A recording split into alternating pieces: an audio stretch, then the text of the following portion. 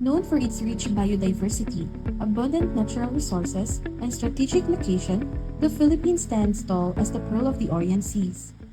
However, the country is no stranger to the consequences of global warming.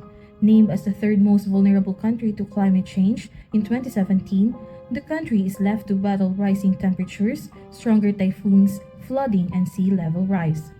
Although the Philippines contributes only about 0.48% to global greenhouse gas emissions, there are still many steps the country can take to further reduce its carbon footprint. The energy sector remains the top source of greenhouse gas emissions in the country because despite the numerous indigenous renewable sources existing in the Philippines, fossil fuels continue to dominate the sector. In fact, fossil fuel accounted for around 88% of the country's energy mix in 2023, producing about 150 million tons of carbon dioxide each year.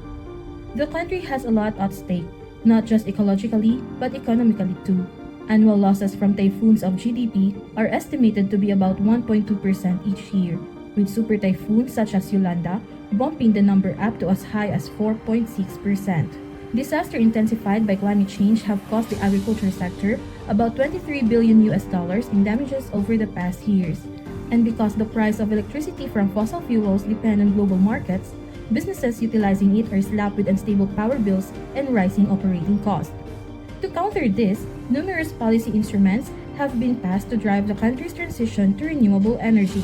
One major legislation is the Renewable Energy Act of 2008, which promotes the development, utilization, and commercialization of solar, hydro, biomass, and other renewable energy sources in the country by providing fiscal and non-fiscal incentives to developers, encouraging the adoption of sustainable energy development strategies in the country. Meanwhile, the Energy Efficiency and Conservation Act of 2019 seeks to cut down overall energy demand and reduce greenhouse gas emissions by promoting smarter energy use through product labeling, energy-saving programs, and the appointment of certified energy managers. The Green Energy Option Program allows consumers to choose renewable energy as their main power source. It encourages cleaner energy use and healthy competition by letting end users directly buy electricity from renewable energy providers.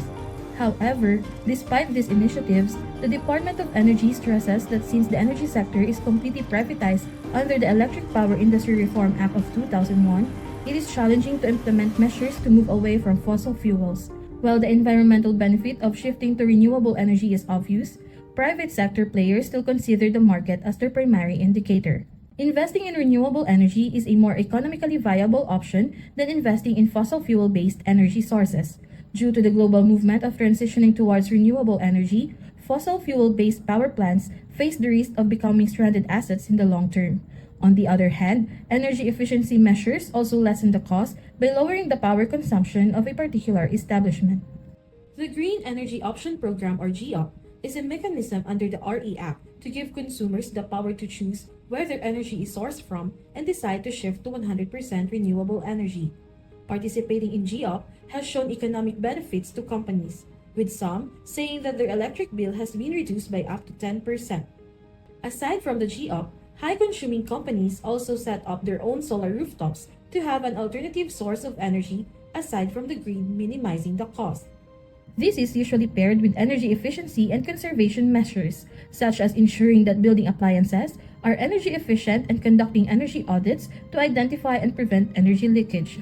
Savings from shifting to renewable energy and implementing energy efficiency and conservation measures can reduce the cost of electricity paid by the company, especially in the long term. Moreover, having these climate mitigation initiatives can be beneficial to the company due to the shifting policy landscape for the private sector when it comes to climate change.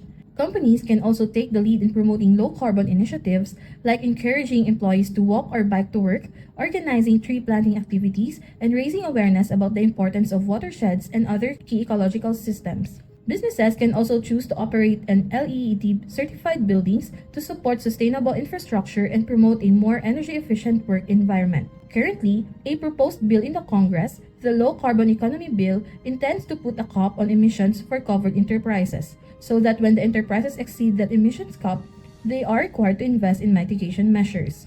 The SEC is also planning to make sustainability reporting, including GHG accounting, for publicly listed companies. Other government agencies may also require private sector companies to implement mitigation measures to contribute to achieving the country's nationally determined contribution. With stronger, more focused legislation and active cooperation from the private sector, companies can play a major role in building a low-carbon, climate-resilient Philippines. By investing in sustainable practices and cleaner technologies, they not only help protect the environment but also significantly cut operational costs. Together, we can power a future where progress and sustainability go hand in hand.